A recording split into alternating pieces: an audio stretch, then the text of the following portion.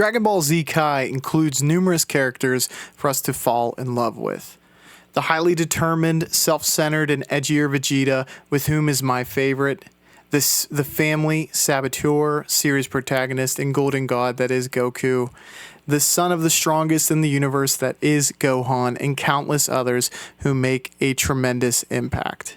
In my Dragon Ball Z retrospective video, I touch upon what characters are my favorite, along with which sagas as well. And I encourage you to check that out on my channel. But here I'm going to dive deeper into the characters we love and attempt to peel back the onion a little bit. But before we get to that, please subscribe to the channel. It helps me out and ensures that you don't miss what's coming next down the line. There's seemingly no better place to start than with the series protagonist Goku. Goku has settled into peacetime with the series start, his rivalry with Piccolo being nearly forgotten when Raditz shows up. While competition is one of his main motivations, we quickly see that he is willing to be the one to fall on the grenade for those he loves, as Piccolo, a former rival, beams him in the chest to rid the world of Raditz. This want for competition does not diminish in Goku's death, however, as he trains in Otherworld, a place he will train again shortly after the Cell Saga in an attempt to protect Earth when other members of the Saiyan race make their way to Earth for the Dragon Balls.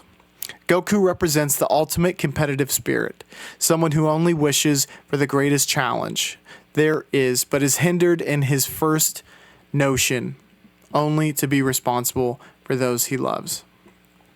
This constant push and pull is what makes him a character who can battle the likes of Vegeta, Frieza, Cell, and Buu, but also one who stays in Otherworld after a second sacrifice against Cell as to not attract more antagonists. While we're not breaking new ground here, it is notable that we mention Goku was originally to take a backseat to his son, a move Toriyama seemed close to making with Trunks and Vegeta during the Cell Saga, both in power level, but then as a vehicle to change the tides of the entire series. The unfortunate failure of the Saiyaman saga drastically changed the course of the series and pulled Goku back into the spotlight for his eventual reemergence in the Buu saga. Goku's involvement as being the one to push Gohan versus Cell and later the one to push past Gohan against Buu is what makes him the true blue protagonist for the series. Next we have Vegeta, driven by his obsession with power and the dominance, which leads him in search of the Dragon Balls, which in this way mirrors his boss Frieza in a lot of ways. But it is his relationship with Frieza and a similar one with Goku that molds him. It is ultimately the inferiority complex at play that influences Vegeta to continuously battle, train, and scheme to improve. Being put on the front line in Frieza's force allows him to constantly battle, thus improving himself from his Saiyan abilities. His train, insane, or remain the same mindset allows him to excel in training much like Goku, along with his attempts to one-up Goku's legendary training. It is also his scheming that has Vegeta attempting immortality from the Dragon Balls and accepting Majin powers to boost his power. That shows his true inner dialogue. Vegeta was forced into submission by Goku, Gohan, and Krillin, which is the mar that will not leave him. And having to work under Frieza further highlights a deep insecurity within Vegeta that he is not the most powerful, which drives him. It is seemingly this shallowness that allows, or rather limits, Vegeta in Dragon Ball Z Kai. Goku's purity of competitive spirit is thought by Vegeta himself to be the reason he blows past his own power time and time again. Through the first half of the series, the battles and training seemingly put Vegeta in position to overtake Goku, but we never see this come to fruition. In Vegeta's beginning of redemptive arc, that seemingly puts him on a path to maybe overtake his longtime rival. He sacrifices himself for others and finally cooperates with Goku. It is this cleansing of himself that gives him a chance to achieve glory against Buu, but may also give him the chance to fully embody the Saiyan spirit as he has always wanted. The next and most interesting character is Gohan, at least as we go through the Saiyans. Gohan was once supposed to overtake Goku. From his introduction, he is thrown into death battles that no one would expect him to take part in, but excels past his timid beginnings to be able to challenge foes much more experienced than him until he finally delivers the final blow to Cell with help from his father. It is in the battle that Akira Toriyama cucks our boy Gohan by proclaiming he was never a fighter, which began a noticeable change when we move into the Saiyaman saga, one of the worst in the series. When this is quickly dropped and we evolve into the Majin saga, Gohan is a shadow of his former self, getting tested by Deborah, a foe with whom he should have bested as the next coming of Goku, and is knocked out of the battle when Majin Buu appears. Gohan sits on the sidelines and is supposedly given a huge power-up by ancient Supreme Kai, but before we can witness the second coming, he is absorbed and then later forgotten as Goku does what Goku does best and sucks up the success before Gohan can himself. Which again leads to me needing to mention Gohan was the crown jewel coming out of the Cell saga, but lest we forget, Goku tried to steal his thunder by assisting him with the Kamehameha and also with that instant transmission stunt. It is with this and his relationship to Videl that he becomes someone who is destined for greatness, but only becomes a parent of someone who is likely to surpass him instead.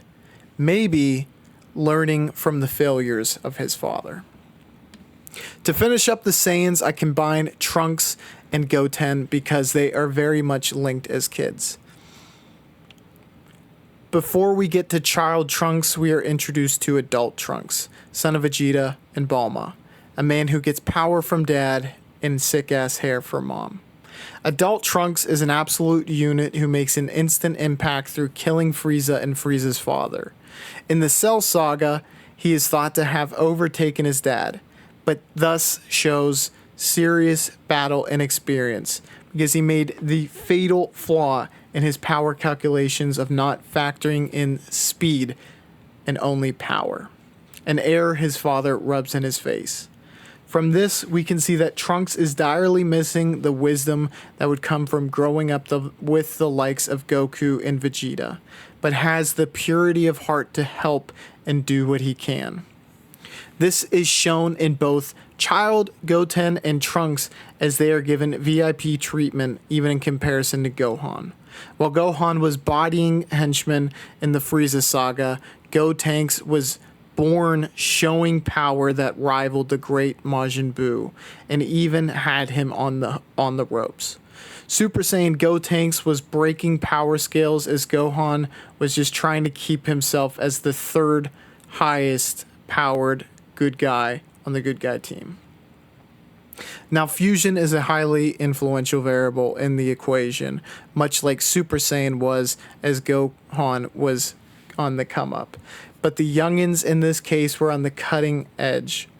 Goten and Trunks are also funny, thus an additional reason they are better than Gohan. To compound this, both children look up to their dads as the strongest protagonists in the universe, which seemingly gives them an inherent self-belief that Gohan seemingly always lacked. While this belief came across as arrogance after fusion, it did semi-help them in battle, as they were creating new moves with the greatest threat in the entire series. Now that we've touched upon the Saiyans, we can focus on Piccolo, the pinnacle of redemption and evolution in a series fraught with it. While the likes of the Saiyan perpetually evolve in power, Piccolo, while at first trying to up his power time and time again, evolves in his calculated mind and understanding that, like all players who missed the boat, he was best as a coach. Being first to kill a Saiyan in the Raditz battle puts Piccolo in a spot where he is keen to be best in class. However, as shown again and again, first in the Frieza saga, then Cell, finally in the Buu saga, he becomes quickly and greatly outmatched. His death at the hands of Nappa shows he understood immediately that the Saiyans were the best chance. Then on Namek, after transforming in with Nail, he realizes that even with this additional power, Frieza greatly outmatches him, where Goku succeeds. The hits keep on coming as Deborah dunks on him before the Buu saga begins proper, and then as he is on babysitting duty with Goten and Trunks, he realizes they again are the best chance. It is on this highly esteemed duty that Piccolo discovers what he's known all along from his training of Gohan. He was best in a calculated role as coach and teacher. This is no disrespect to my boy, as he's an amazing character. But he has wanted power like so many of the others mentioned before him, and that will be mentioned after. But through joining with more benevolent Namekians, he has evolved with kindness and spirit and puts his desires in the backseat while allowing others to level up through his guidance. Goku and Piccolo are different sides of the same coin in that way. We see Goku go to train Oob at the end of the series, much like Piccolo would with the Saiyans. But with Goku, his ultimate goal in mind is a true challenge, where Piccolo allows others to surpass him because he is at the realization he is no longer the strongest in the universe. In the same manner, we see Krillin take a backseat, as does Yamcha and Tien, when the power scale eclipses them. A large aspect of Piccolo, aside from what he becomes as a teacher and a coach, also stems from the fact that he was once seen as an evil monster, and Gohan was able to humanize him throughout their training and gave Piccolo an attachment to Earth through Gohan.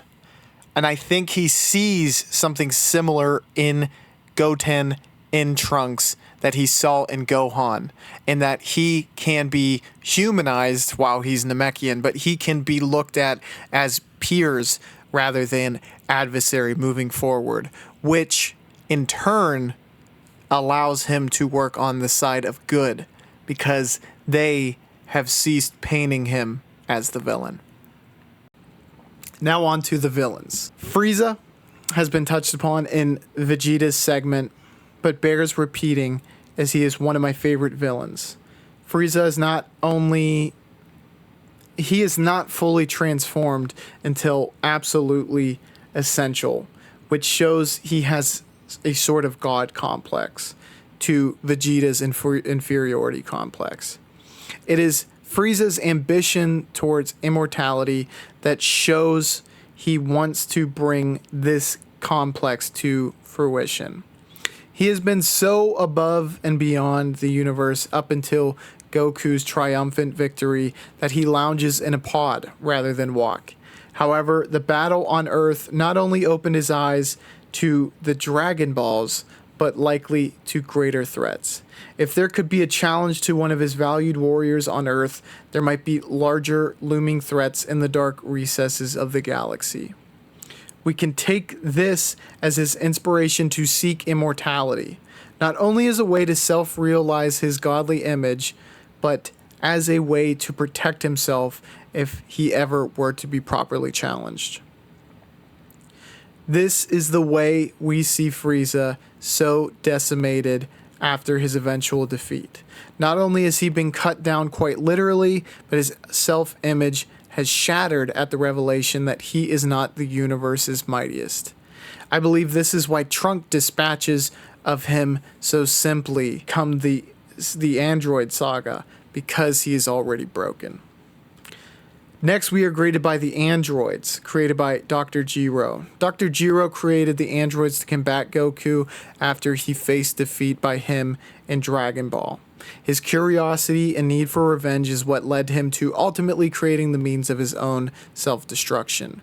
Androids 17 and 18 differ from the likes of 19 and 16, as 19 is completely under the command of Dr. Gero, whereas 17 and 18 resent him, probably due to their stolen lives at his hands. Like a domineering father, 17 and 18 were pushed to the cusp of greatness, but at the loss of their freedom. This animosity between 17, 18, and their creator led to their murder of Dr. Gero.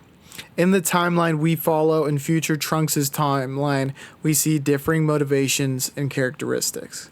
Despite 17 and 18 feeling as though they were rebelling, they were seemingly following into Gero's programming, as they still give chase against Goku, though this is resolved in their minds as it is from their own free will.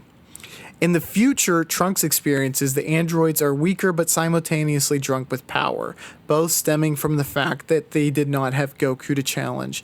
And also, the timeline we followed, our group of protagonists had additional prep time and a cure to Goku's heart virus. 17 and 18 are at peace once they are shown mercy at the hands of Goku and company and given their lives back, which is something they deeply desired and thus broke them of their programming, as it were. 16 is a different beast altogether. While omni-aware of his programming, his lack of rebellion made him benevolent to wildlife and all members of our protagonists outside of Goku. 16 was so benevolent, in fact, that he was willing to self-detonate to kill Cell. While this did not come to fruition, it shows that he was more human than we would like to believe a full robot could be. Cell, our next Gero experiment, is the embodiment of a forgotten experiment that came to surpass the likes of 16, 17, and 18. Cell was perfect, or at least going to be, as he had Goku, Vegeta, Frieza, and Piccolo's DNA, and only needed to absorb Gero's second and third greatest achievements to come to roost. And having the aforementioned heavy hitter's DNA, we can make out a lot of Cell's character. He had a deep need for power, he loved competition, and was cunning unlike anyone else. Cell shows his power and cunning by absorbing humans in secret, avoiding capture early on, and begging off Vegeta on death's door to fully evolve. This thirst for power is also greatly outlined in those actions. His competitive spirit is outlined in the Cell games, as he begs Goku for action and pushes Gohan to his limits. His great need for power is shown on the home stretch of this saga, as after being nearly obliterated, Cell seeks to destroy Gohan, possibly showing ignorance from Vegeta and Frieza in this same action. This need to show power and arrogance show as his fatal flaws, as he is stronger after his explosion due to his Saiyan abilities, but comes straight back to kill the one who is shown to be his greatest challenge, and thus loses. Boppity and Deborah have fairly straightforward characters. Boppity, like many others before him, is shown to have a thirst for power, as does Deborah.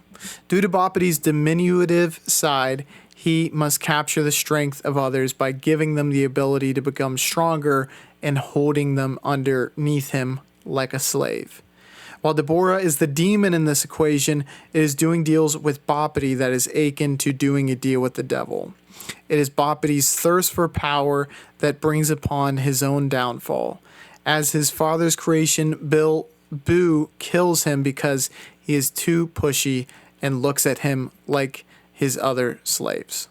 Majin Buu is a terrific character that evolves physically and characteristically numerous times during his run. He is the imagination of chaos incarnate, being a toddler in a Buddha-sized body who controls more power than he knows what to do with. An easily influenced character, Buu continues to destroy Earth even after killing Boppity because that's what he thought he should do.